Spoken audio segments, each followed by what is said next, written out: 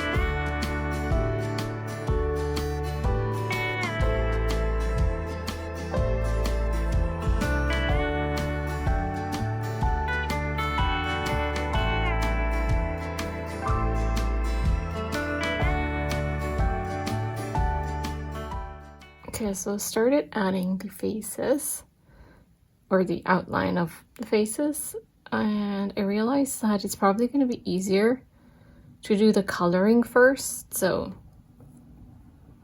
like, paint one orange for the orange cat, rather than doing this first. I feel like this at the end would make more sense, so I did two, and these might be my white cats, and, whoops. Then I very roughly, just so I know what cat to use what for, I have these two for tuxedo cats. These two for calico cats, so the ears would be... Actually, I'm missing a line. So the ears would be black. And then this part would be orange. This is just based on the sticker design that I have of my calico cat, and I really like how that looks like. Then two of them I want to make as, or I want to try out as tortoiseshell cats. And I never actually made one like in the sticker form, so I'm not 100% sure how I want to do it. So I'm going to test it out on a piece of paper first, but my idea was to paint it black, which reminds me, maybe for the black ones I want to do the eyes first so I know which parts not to paint white, because my plan was to use the white clay for all the cats except for the black cat and use black clay for that. But I realized here, because this one is called black, but it's really more of a beige color, and the only white that I have right now is this titanium white, and it's really not that opaque. Like, I have so many layers on here for it to look somewhat good. And if I need to do this or use this white over black, I feel like I'm going to need like 100 layers, and that's just not a good idea. So I'm gonna paint these black instead. But yeah, I need to then add more eyes, I think, to these two, so I know just where not to, which would just be like these little limbs. So I wouldn't need to do the mouth, but I want to do the eyes to know where not to paint over black. But then yeah, the idea is that I paint it black, and then I have like a sponge here, and I have no idea if this is at all going to work well, but I was thinking of like sponging orange and white and black like onto it. Again, I have no idea. I've never painted a tortoiseshell in this scenario, but I also never made one digitally, so I'm not 100% sure. What else? So there will be 2 black cats that I need to add the eyes to. And then I have orange tabby and gray tabby and like brown tabby. And those ones I'm thinking I'm just gonna all color like in. Same thing, I'm not 100% sure. I might add the eyes. So yeah, I'm not 100% sure of these ones, we'll see. And then I'm not sure what to do on these two. Guess I'll pick whichever one I have left over. Now on to the shipping chat. Feel free to skip or mute the video until a little later on. I'll put it on the screen to what time you can skip to if this isn't interesting to you, because I know that it can be annoying or overwhelming if you hear a lot of people talking about this. I will try to explain where I'm at with as little words as possible. In Canada, Canada Post has partnered with a third-party company called Sonos to collect and pay the duties to the US government. But Etsy currently doesn't seem to have any plans on making the duties be visible to US customers before they purchase, or like at all. So where I'm at right now is that I need to go through every single product that I have, find out the duties that are due on them, and figure out a new sales price for all of them.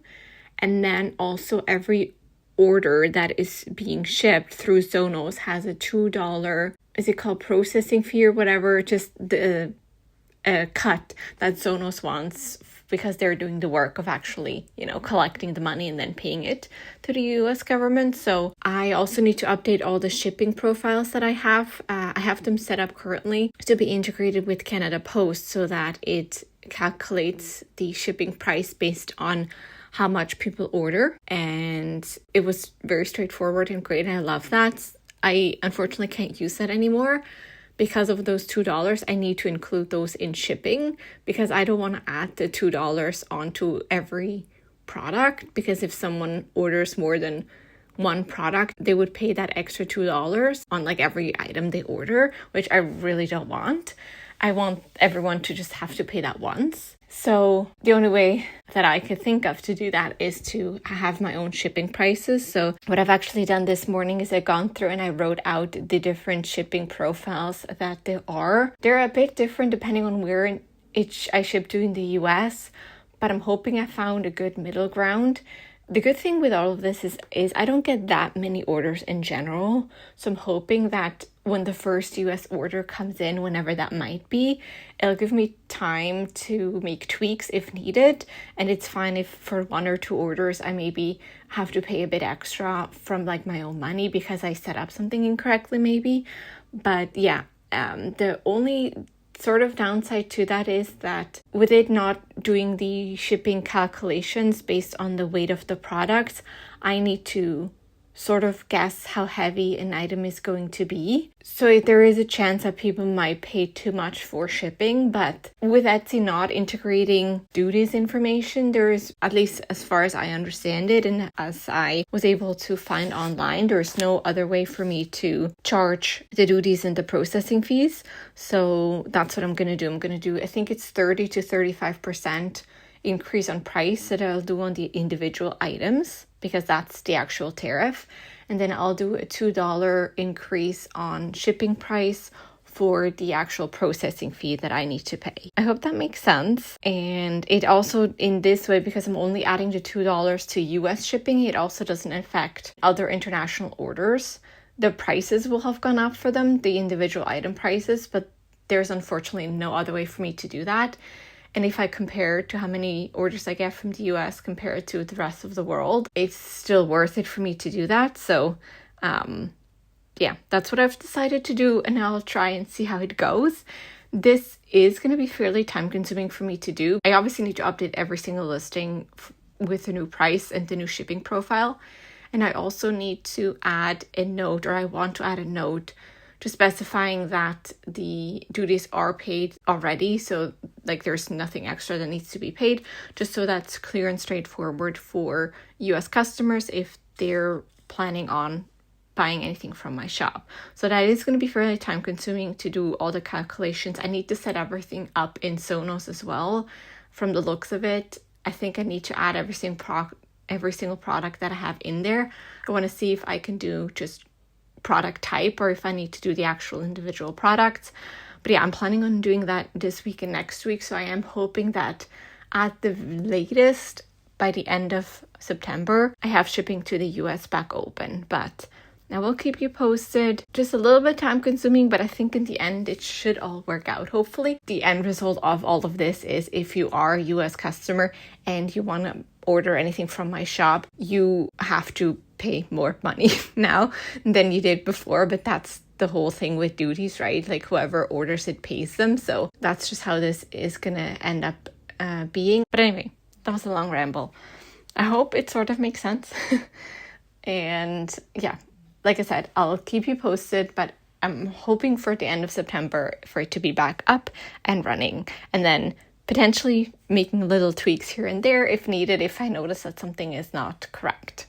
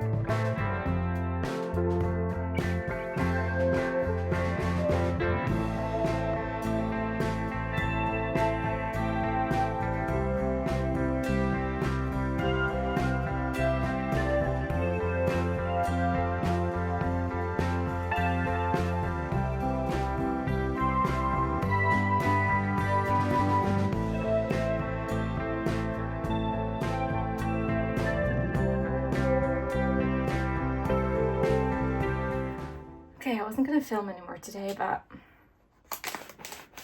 look what just arrived in the mail. So I had to, because I cannot wait because of the lighting, but I moved over here and I'm hoping the lighting is still fine, but I could not wait until tomorrow to open this up, so. Oh my goodness, I'm so excited.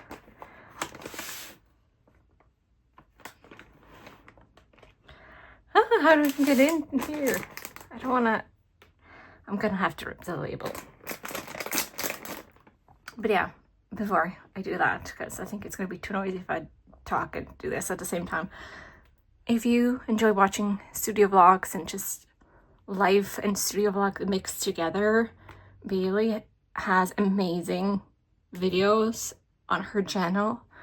She also does streams, and just I enjoy all her content. So if you do not know her already, feel free to check her out. I leave all her information in the description section of the video, and she also sells cute things. She draws cute things and then puts them on products. And here I have like a whole list, because long story short, she does embroidery, so she embroiders her designs onto clothes. And I don't know what size I am in the shirts and sweatshirts that she sells. So what I did is I just ordered samples. I mean, they're not samples. I looked at them as samples. I just bought one size in different styles to see if they fit or not before I place a bigger order, because I am planning on getting quite a few different designs on different colors. But anyway, let's get in here, or try to get in here.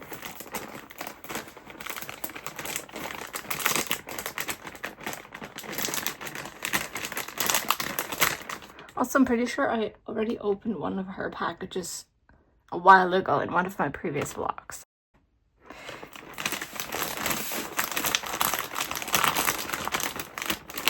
I don't want to break it. Can I take it off? Probably not.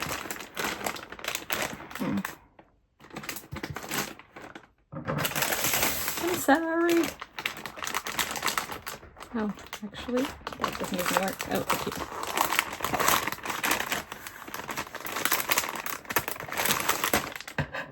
Oh. Okay, never mind. I'm gonna go up here.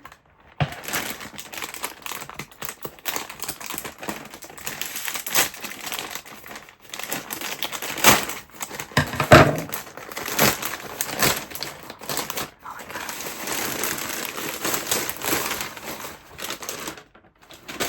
god. This is so exciting. Oh my god. Okay. Oh my god, it looks so good. Okay, let me get it out of the package so you can see better. But oh my goodness. Oh my goodness. Okay, hold on. Oh.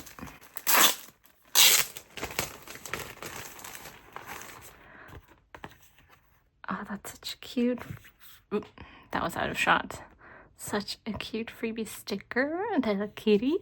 And then that's her thank you card. But again, I'll leave her links below. Oh, that's such a beautiful print. I'm definitely gonna hang this up. Oh, so excited. Okay.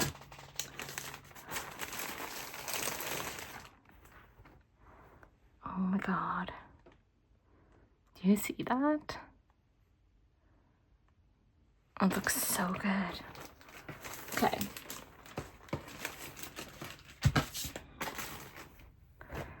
Next one.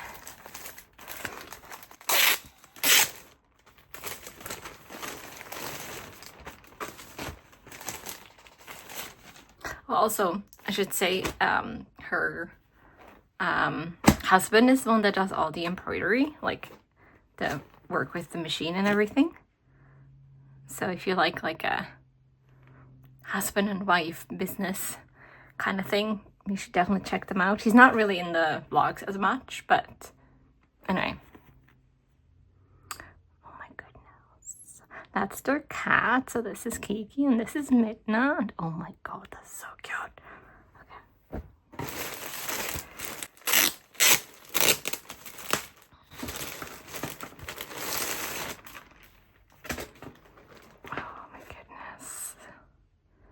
Oh my goodness.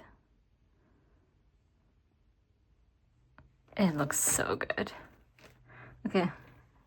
I have to go try them all on. Oh, that's nice. Okay. Anyway. I'm so excited, honestly. Thrilled. I just hope they all fit, and if not, I'll just have another excuse to buy some more things.